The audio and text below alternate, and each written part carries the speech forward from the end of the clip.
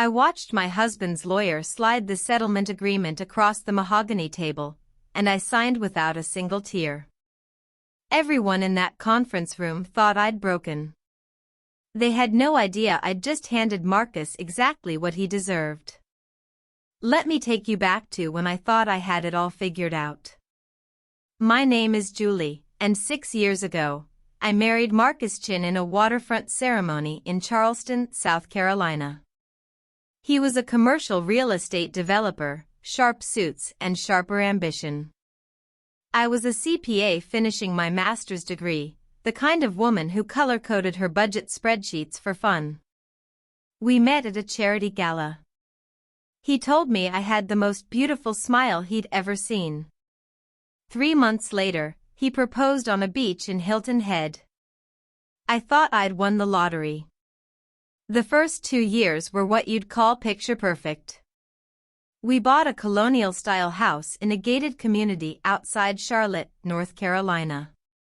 White columns, black shutters, the kind of place you see in magazines. Marcus worked long hours, but when he came home, he'd bring flowers, kiss my forehead, ask about my day. I started my own accounting firm from our home office. Small clients at first, local businesses, a few nonprofits. Marcus would brag about me at dinner parties. My brilliant wife, he'd say, his hand warm on my lower back. She's going to build an empire. I believed him. I believed in us.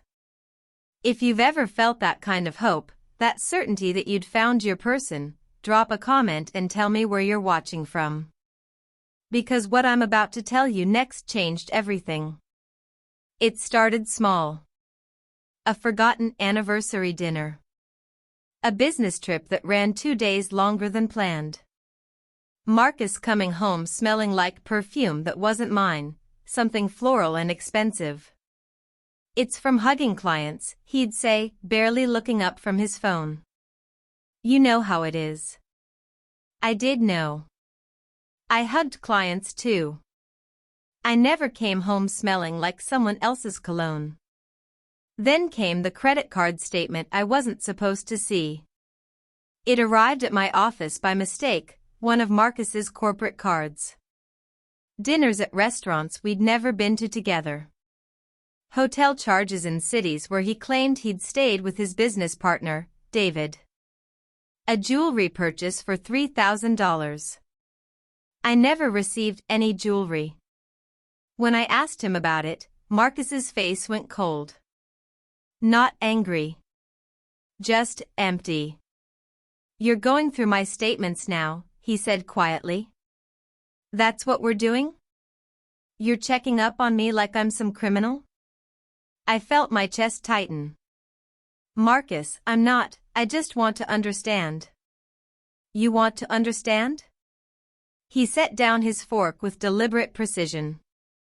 I work 80 hours a week to build the life you enjoy. This house. Your little hobby business. Everything you have is because I provide it. And you're interrogating me about a credit card? A hobby business. He'd called my firm a hobby business. I didn't bring it up again. Her name was Sienna. I found out on a Tuesday afternoon when Marcus left his laptop open on the kitchen counter. A message notification popped up on the screen, just a preview, but it was enough. Last night was incredible. Can't stop thinking about your hands on me. My vision blurred. I stood there for what felt like an hour, staring at those words, my heart hammering against my ribs. Then I did something I'd never done before. I opened his messages. There were hundreds. Months of them. Photos. Plans. Promises. Sienna was 26, a marketing associate at one of Marcus's development projects. Blonde, thin, the kind of woman who posted gym selfies with motivational quotes. In the messages, Marcus called her baby. He called her the only real thing in my life. He said his marriage was just paperwork at this point. Just paperwork. I was his wife. I'd supported him through 2 failed projects, refinanced our house to help with his business loans, worked 70-hour weeks while he built his reputation. And I was just paperwork. I took photos of everything. Screenshots. Backed them up in 3 different places. Then I closed the laptop and waited for him to come home. "We need to talk," I said when Marcus walked in that evening. He didn't even look at me. Just loosened his tie, poured himself a bourbon. "Can it wait? I've had a brutal day." "No. It can't." Something in my voice made him pause. He turned, glass in hand, eyebrows raised. "I know about Sienna." For 3 seconds, his face showed genuine surprise. Then it rearranged itself into something practiced. Calm. Almost bored. "Okay," he said simply. "Okay?" I felt my voice crack. "That's all you have to say?" Marcus took a long sip of his drink. "Julie, let's be adults about this. We've been going through the motions for over a year. You know it. I know it. This doesn't have to be dramatic. You cheated on me." "I fell in love with someone else," he corrected, like that was somehow better. "It happens. People grow apart." I stared at this man I'd shared a bed with for 6 years. This stranger. "I want a divorce," I whispered. He smiled. Actually smiled. "I think that's best for both of us. If you've ever had your heart ripped out in your own kitchen, tap that like button. Because this story is just getting started." Marcus hired the most aggressive divorce attorney in Charlotte.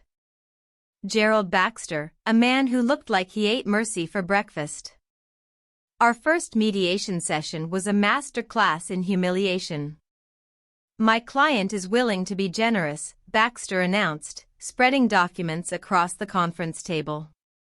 "Mrs. Chen will receive $20,000 as a lump sum settlement and may keep her vehicle, a 2019 Honda Accord. Mr. Chen will retain the marital home, all business assets, retirement accounts, and investment properties." I looked at my lawyer, a kind woman named Patricia who handled family law cases with patience and empathy. She looked stunned. That's not remotely equitable," Patricia stammered.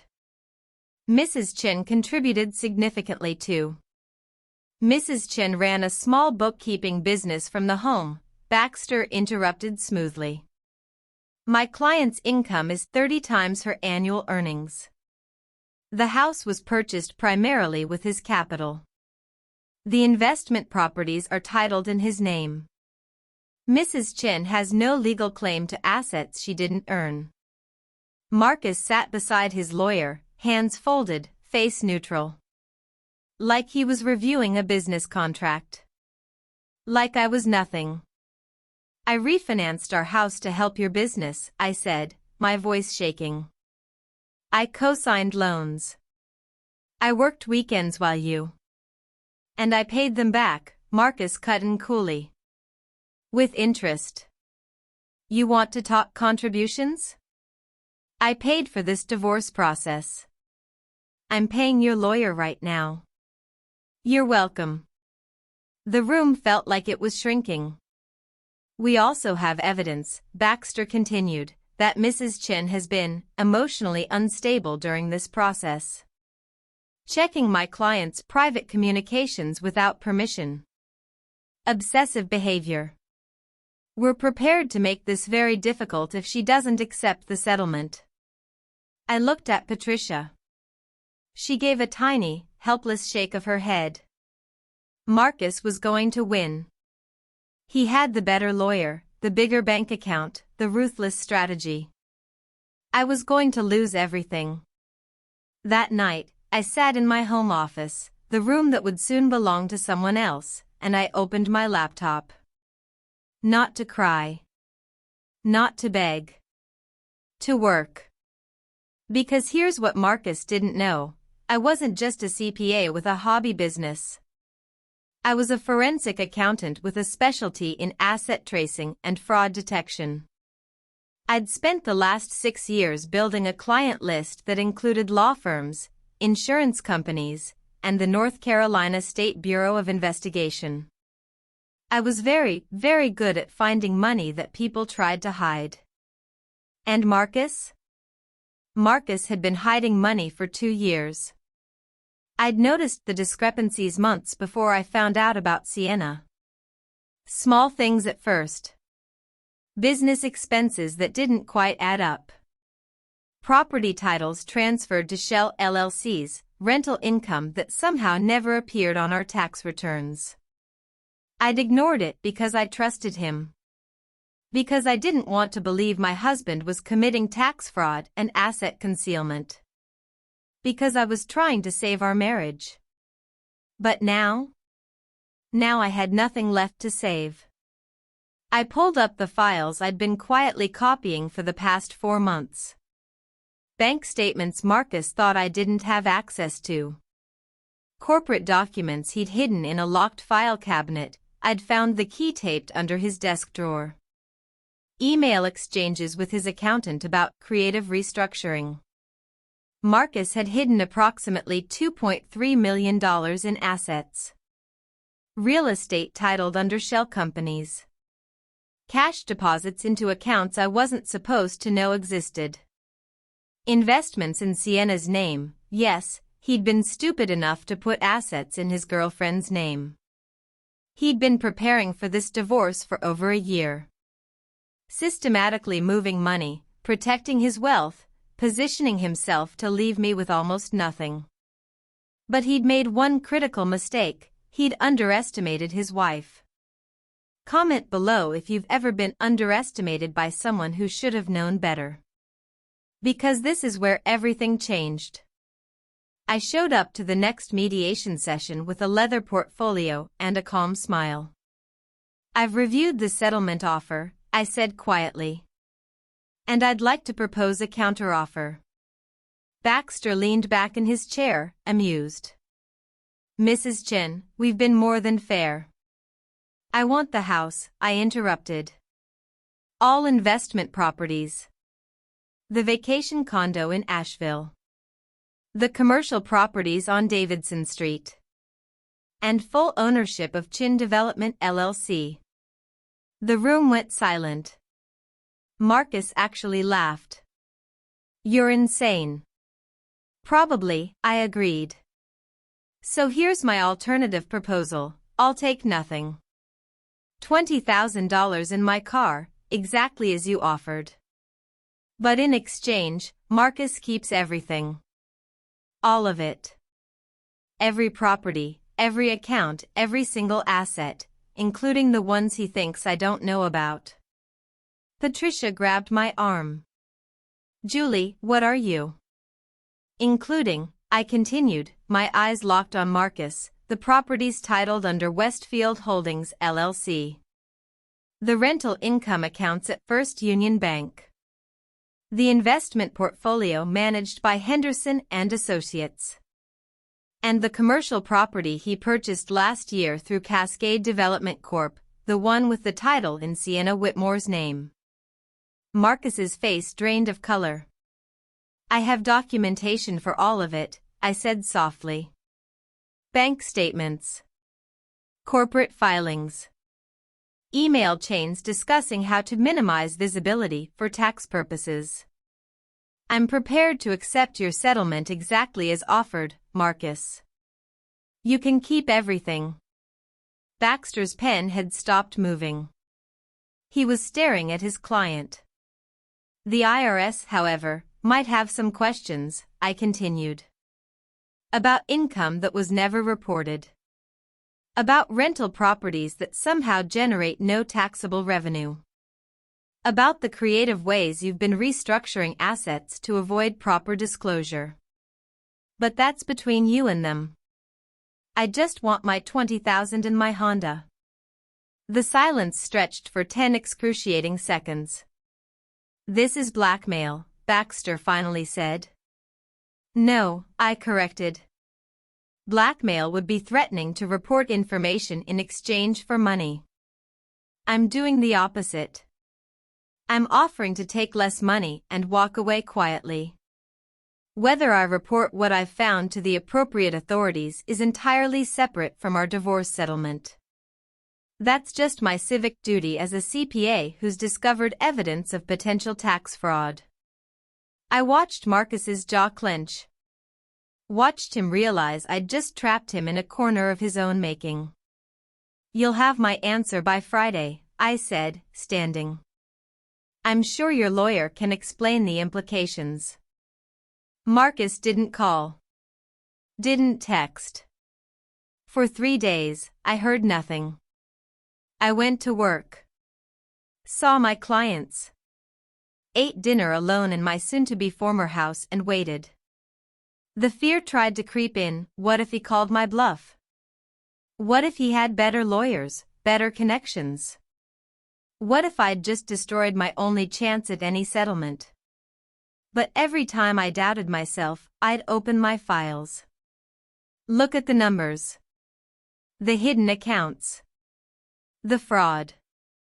I'd married a man who'd spent 2 years methodically stealing from our marriage while sleeping with someone else. A man who'd called my career a hobby. A man who'd looked at me across a conference table and offered me scraps. I wasn't bluffing. On Thursday evening, Patricia called. They want to settle, she said, her voice tight with disbelief. Julie, they're offering 75% of all marital assets. The house, 2 investment properties, half the business valuation, and $400,000 cash. He's giving you almost everything. I closed my eyes. Let the relief wash through me. Tell them we have a deal, I said. But I want one more thing. What? I want him to personally deliver the signed settlement to my office. No lawyers. Just him. I want to see his face. There was a pause. Julie. That's the deal, Patricia. He brings the papers himself, or I start making phone calls to the IRS on Monday morning. She sighed. I'll tell them. Marcus showed up at my office on Friday at 4 p.m. He looked terrible. Circles under his eyes, suit wrinkled, the confident swagger completely gone. I was sitting at my desk when he walked in, the settlement agreement in his hands. Here, he said flatly, dropping it on my desk. It's signed. I picked it up. Reviewed every page. Every signature. Every clause that gave me back the life he'd tried to steal. Thank you, I said politely. He just stood there, staring at me with something between hatred and grudging respect. You knew, he finally said. The whole time. You knew what I was doing. 4 months, I confirmed. I'm a forensic accountant, Marcus. Finding hidden assets is literally what I do for a living. Did you really think I wouldn't notice? His laugh was bitter. You let me think I was winning. I let you hang yourself, I corrected. You spent 2 years building a trap, and then you walked right into it. You could have been honest. Could have filed for divorce fairly. But you had to be greedy. You had to try to destroy me on your way out. I loved her, Marcus said quietly, and for the first time, he sounded almost human. Sienna. I really did. I know, I said. That's why I made sure she was included in the paper trail. The IRS is going to have questions about why your girlfriend owns property purchased with undocumented income. I'm sure that relationship will survive the audit. His face went white. You didn't. I did what you forced me to do, I said, standing. You wanted a war, Marcus. You just forgot who you were fighting. Subscribe if you believe karma always finds its way home. Because this isn't over yet. The audit letter arrived at Marcus's office 3 weeks later. I heard about it from a mutual friend who still worked at his company. Federal investigation into Chin Development LLC. Questions about unreported income, improper asset transfers, and suspicious real estate transactions. Sienna left him within a month. Apparently, being romantically involved with someone under federal investigation wasn't as exciting as secret hotel rooms and stolen kisses. Marcus's business partner, David, discovered the extent of Marcus's creative accounting and immediately dissolved their partnership. He wanted nothing to do with potential criminal charges. The house I'd kept, our beautiful colonial with the white columns, I sold 6 months after the divorce finalized. Made a $200,000 profit and bought a smaller place in Davidson, North Carolina. Lakefront. Peaceful. Mine. My hobby business? It tripled in size. Turns out, being the CPA who took down her own husband's tax fraud scheme was excellent marketing. Law firms started referring high-profile clients my way. I hired 3 associates and moved into a proper office downtown. I never reported Marcus to the IRS, by the way. Didn't have to. His own accountant, terrified of being implicated, filed an amended disclosure that triggered an automatic audit. Sometimes the truth just needs a little push to come out on its own. I ran into Marcus at a coffee shop in Charlotte 6 months after our divorce was finalized. He looked smaller somehow. Tired. He was alone, sitting by the window with a laptop and cold coffee. I could have walked past. Should have, probably. But something made me stop. Marcus. He looked up, startled. For a moment, neither of us spoke. Julie, he finally said. You look good. Thank you. I meant to leave it at that. Turn and walk away with my latte and my dignity. But then I heard myself asking, how are you? He laughed, a short, hollow sound. Honestly? I've been better. The audit cleared me, eventually. But the business is gone. Reputation's shot. I'm working for a commercial development firm now. Middle management. It's humbling. I'm sorry, I said, and surprised myself by meaning it. No, you're not. He shook his head. And you shouldn't be. I destroyed everything. Our marriage. My business. I did that. You just made sure I couldn't walk away pretending to be the good guy. I sat down across from him. Not because I forgave him. Not because I wanted him back. But because he was right, he'd destroyed everything, and somewhere in the rubble, I needed to understand why. Why did you do it? I asked quietly. Why cheat? Why hide money? Why go to war with me instead of just being honest? Marcus was quiet for a long time. When he finally spoke, his voice was raw. Because I was terrified of being ordinary, he said. You were brilliant, successful, building something real. I felt like I was always performing, always trying to be bigger than I was. Sienna made me feel like the man I wanted to be. And the money. I thought if I kept enough of it, I'd still be powerful. Still be someone. You were someone, I said. You were my husband. That should have been enough. I know. He looked at me with something like regret. For what it's worth, Julie, I'm sorry. I'm sorry for all of it. You deserved so much better. I stood, picking up my coffee. Yeah. I did. But I'm doing better now. I hope you figure out how to be okay with ordinary, Marcus. There's freedom in it. People always ask me if I regret how I handled my divorce. If I wish I'd been kinder, taken the high road, forgiven and moved on. The answer is no. Not because I wanted revenge, though I won't lie and say it didn't feel good to watch Marcus realize he'd underestimated me. But because I learned something crucial during those months of humiliation and rage and careful, methodical planning.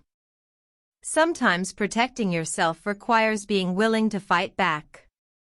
I tried kindness first. I tried understanding. I tried to save our marriage even after I found the messages, the receipts, the evidence of betrayal. And Marcus took every ounce of compassion I offered and used it as proof that I was weak.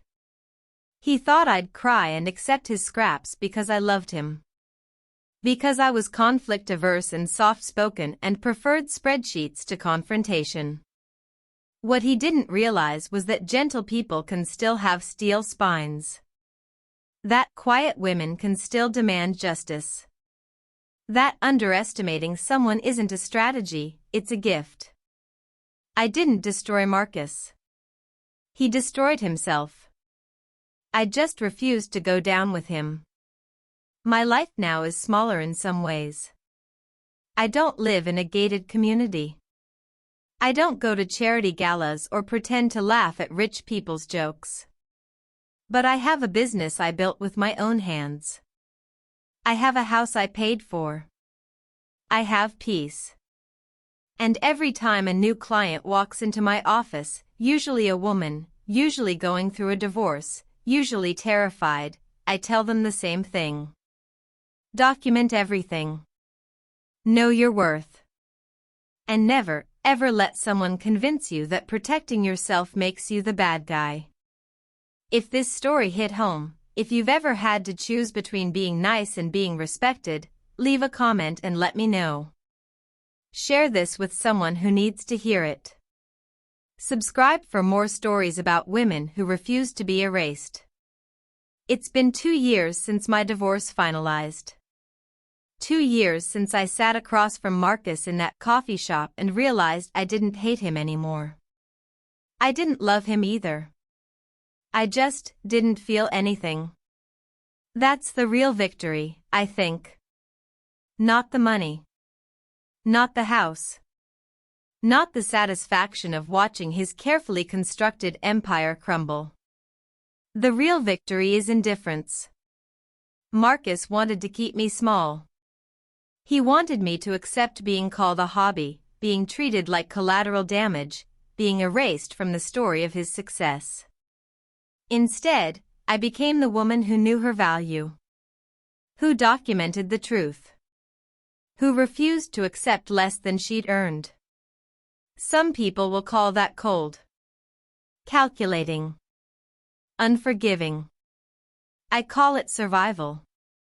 Because here's what I know now. Love isn't supposed to make you smaller. Partnership isn't supposed to feel like a performance. Marriage isn't supposed to be a war where only one person gets to win. And if someone tries to take everything from you, make sure they understand exactly what they're taking.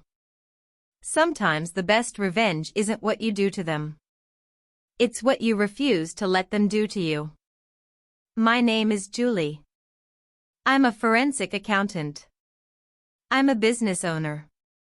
I'm a woman who signed her own divorce papers without shedding a single tear. And I've never been more free. If you made it this far, thank you for listening. Drop a like if this story resonated with you. Subscribe for more stories about people who refuse to stay down. And remember, you are never as powerless as someone wants you to believe. The only question is, what are you willing to fight for?